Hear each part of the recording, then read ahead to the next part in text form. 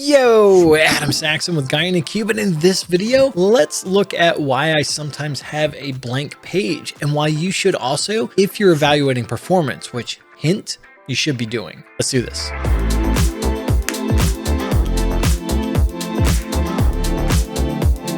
If you're finding us for the first time, be sure to hit that subscribe button to stay up to date with all the videos from both Patrick and myself. All right, blank page. You've probably seen me do this a few different times when we've done either videos or on the live stream or whatnot, that in certain reports, I will have a blank page. And when I'm trying to evaluate performance, I always start with that blank page. So even if a customer sends me a Power BI desktop file that they want me to look at, I add the blank page, save the file, make sure that it's on that blank page when I saved it, and then reopen it to start my evaluation. Why do I do that? In order to get into this, let's do what? Let's head over to my machine. All right, so here you can see that I've got my blank page. And the reason I do this is because let's say that we had just started the report and it was already loaded up with the visuals. When I want to evaluate, I'm going to start with Performance Analyzer. So I'm going to start Performance Analyzer. I'm going to start recording, and then I'm going to refresh the visuals, and you'll see that they were pretty fast. And look at these numbers, 450 milliseconds for this really big matrix. Let's try this again, restarting the file and staying on that blank page. All right, here we are again. So let's go do this again. Performance Analyzer. I haven't gone to the report. I'm just on this blank page. And if we go to that same report, you will see a much different picture here. And if we look at that really big matrix, look at that, 2.5 seconds for the DAX, and then also 181 milliseconds for the visual display. So let's try this again. Let's just refresh the visuals. And if we compare that, we can again see that it's 122 milliseconds for the visual display and then 157 milliseconds for the DAX query. If I just refresh this visual on its own, 342, and it's really small numbers. There are two caches at play here that are affecting my numbers. One is the visual cache. So once a visual is rendered, certain things are cached to just make it run faster if we do it again. The other is the data cache. And so if we're running a DAX query against the engine, it's going to cache certain items because of the query patterns that came in. When you run that same item again, it's going to be faster. In this case, it was 2.4 seconds versus, 150 milliseconds. That's a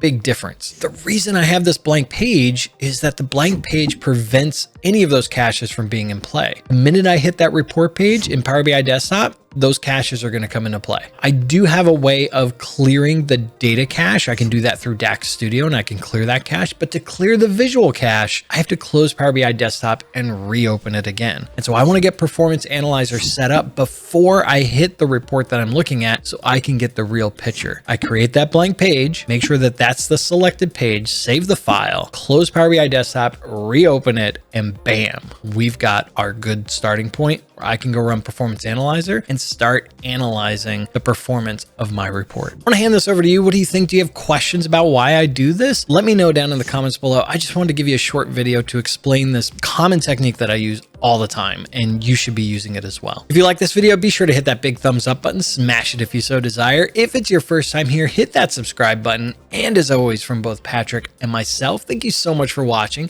Keep being awesome, and we'll see you in the next video.